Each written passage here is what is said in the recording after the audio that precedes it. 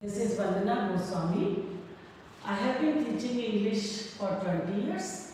I am concerned with spoken English and grammar for all competitive exams. In my first session, I will introduce you a and indefinite articles. I will use a simple language which can be grasped by any person whether he knows English or not.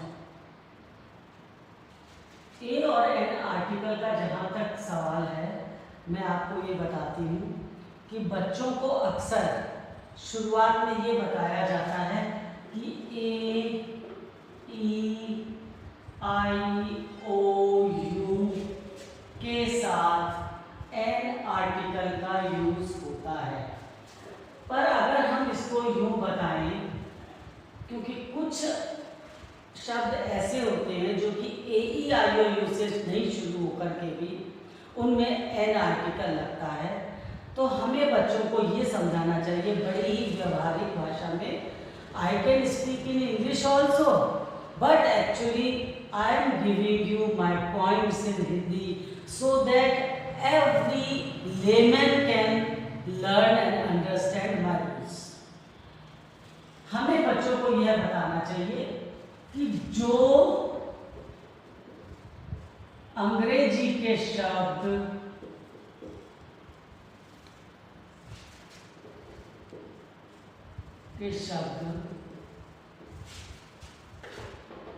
Hindi के स्वर यानी अ से आहा तक की ध्वनि देते हैं,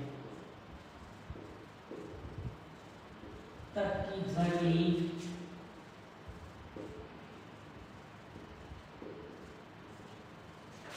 उच्चारण करने पर देते हैं,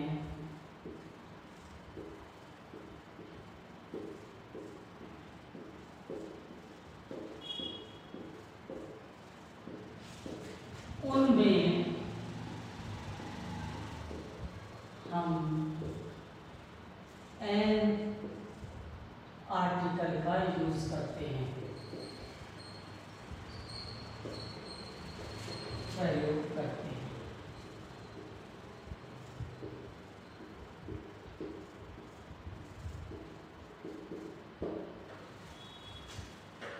इंग्लिश में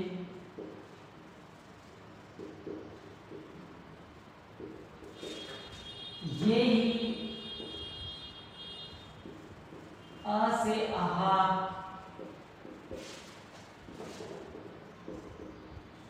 तक के वर्ण इंग्लिश में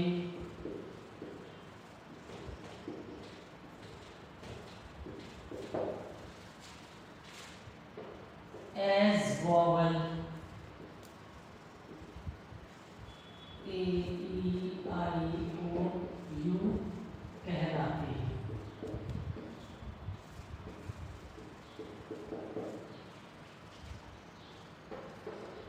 कॉन्सोनेंट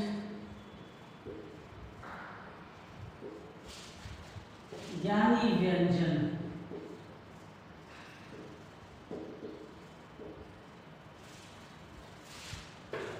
का ख ग से क्षत्रज्ञ तक होते हैं।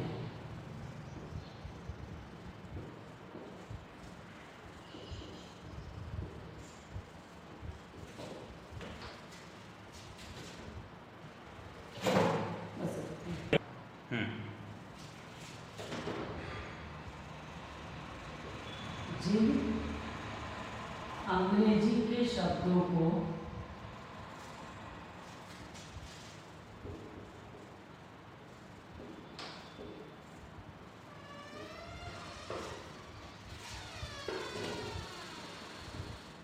बोलने से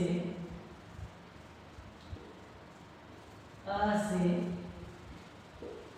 आहा तक की आवाज आए,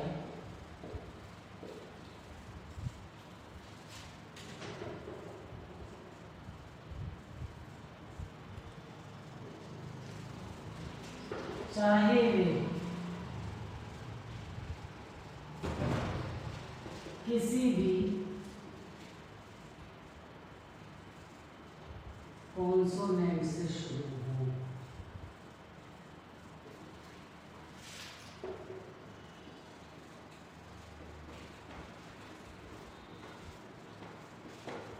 किसी भी कॉन्सोनेंट से शुरू हो उन्हें हम एन आर्टिकल देते हैं।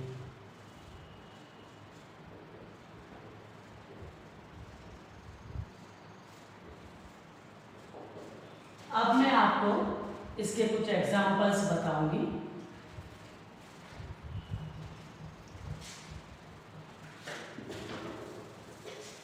ये आपने देख ही लिया कि अंग्रेजी का कोई भी शब्द है वो अगर वो व्यंजन से भी शुरू हो और ऐसे आहा तक की आवाज देता हो, यानी कॉन्सोनेंट से शुरू होने पर भी ध्वनि अगर वो अ से आहा तक की देता है तो उसमें हम एन आर्टिकल का प्रयोग करते हैं।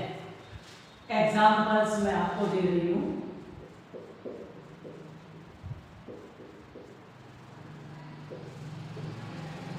MLA, इसमें ये जो एन है वो एन बोलने के कारण ए स्वर की ध्वनि दे रहा है, इसलिए हम इसमें एन लगाएंगे।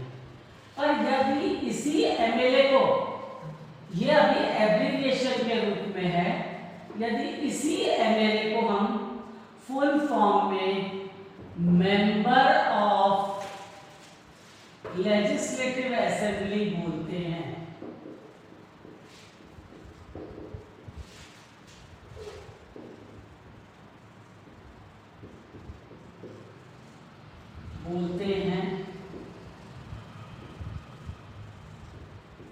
तो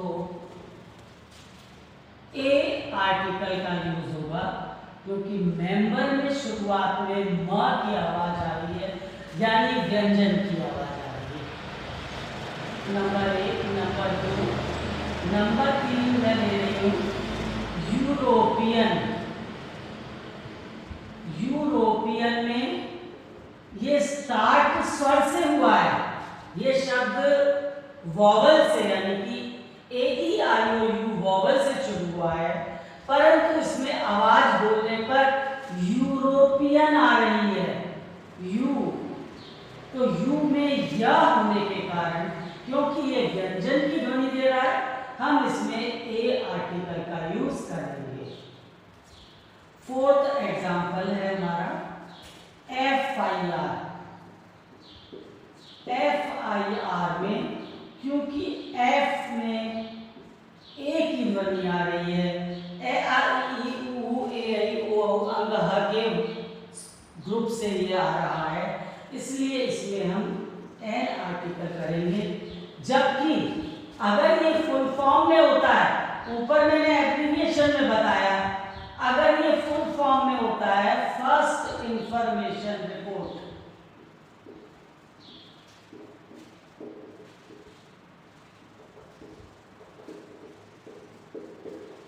तो इसमें हम ए आर्टिकल का यूज करेंगे क्योंकि ये फर्स्ट है, फर्स्ट में फ आ रहा है, फ जो कि किसमें शामिल है, व्यंजन में।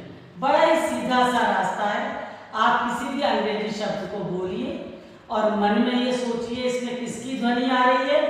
अगर ए आर ई ई ऊ ए आई ओ औ अंग में से किसी एक की ध्वनि आ रही है, चाहे वो किसी भी वर्ण से शुरू हुआ हो अंग्रेजी के, तो हम उसमें एन आर्टिकल का प्रयोग करते हैं।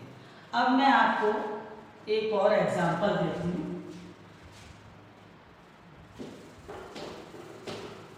जो कि बड़ा ही उच्चारण की दृष्टि से विवादास्पद है। ये बड़ा ही मतलब ऐसा वर्ड है जिसमें we have some doubts in pronunciation.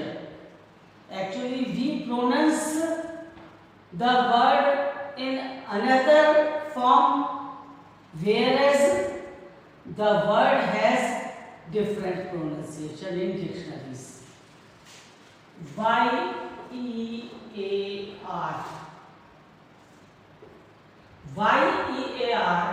हम इसे ईयर प्रोनाउंस करते हैं, ईयर। उसके हिसाब से क्योंकि ई स्वर की आवाज दे रहा है तो हमें यहाँ पर एन लगाना चाहिए, पर नहीं, हम एन ना लगा करके इसमें ए क्यू लगाते हैं क्योंकि इसका एक्चुअल जो वास्तविक प्रोनाउंसिएशन है वो है हियर। आप किसी भी डिक्शनरी में देख लीजिए, कोई भी जो लोग होंगे, बड़े लोग हैं, कभी आप टीवी में सेलिब्रिटीज को बोलते देखेंगे तो हैप्पी न्यू ईयर बोलते हैं वो लोग, ईयर नहीं। हमारे यहाँ हिंदुस्तान में ये ईयर प्रचलित है, उस हिसाब से अगर हम एन लगाना चाहेंगे तो वो गलत हो जाएगा। इसको ईयर बोला जाता है क्योंकि यह व्यंजन है, इसलिए इसमें हम ए आर्टिकल का यूज करते हैं। एक ऐसा ही वर्ड और है HEIR,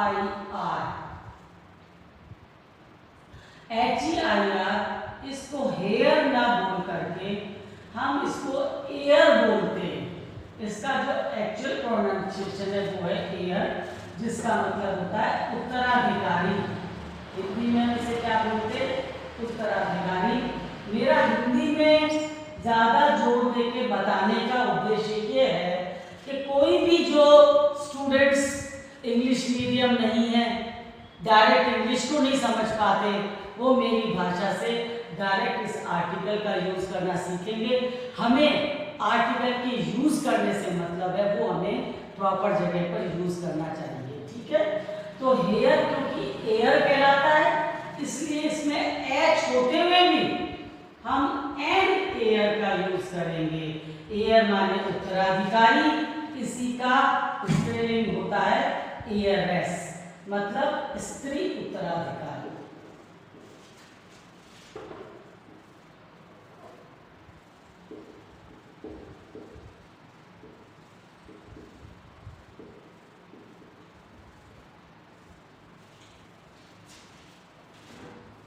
university,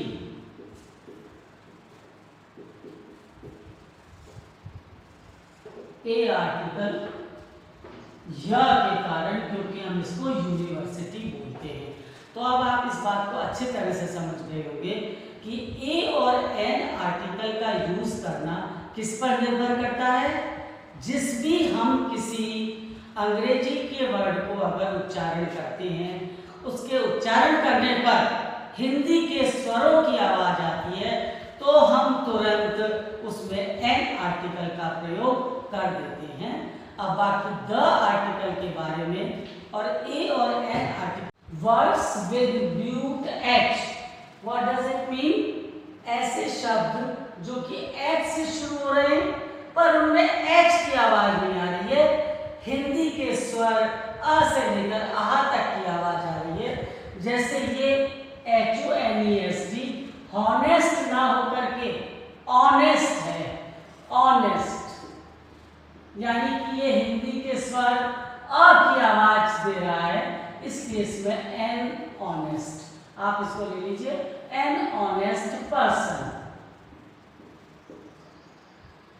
honourable man, H का ह ना लेकर के हम इसमें अ ले रहे हैं।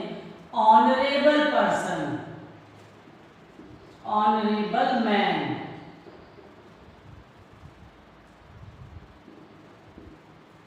इसका मतलब एच से शब्द शुरू हो रहा है, कॉन्सोनेंट से, ह की आवाज में देकर वो अ की आवाज दे रहा है, इसलिए इसमें हम एन का यूज करेंगे, ए का नहीं। फिर एक शब्द आप लीजिए जिसमें दोनों ही जो प्रोमिनेंट हैं वो एच है, यानी कि वो एच कॉन्सोनेंट से शुरू हो रहे हैं, पर आवश्यकता अनुसार उनमें ए और एन का यूज हो रहा है। जैसे हाफ एन आर, हम इसको आर बोलेंगे, HOUR, एच में हम अ की आवाज ले लेंगे, पर शुरुआत में तो हम ह की आवाज ले रहे हैं क्योंकि ये बिगनिंग है, इसमें किसी भी आर्टिकल का मैं यूज नहीं कर रही हूँ। तो हाफ एक जगह हाफ ही है, पर अगले में वो जो एच आएगा HOUR का, वो अ की आवाज देने के कारण एन बन जाएगा, हाफ एन आर। जो बचे हुए टॉपिक्स हैं उनको मैं अपने नेक्स्ट वीडियो में लूँगी। Thanks students for watching my video and I expect that in the next video you all will be with me.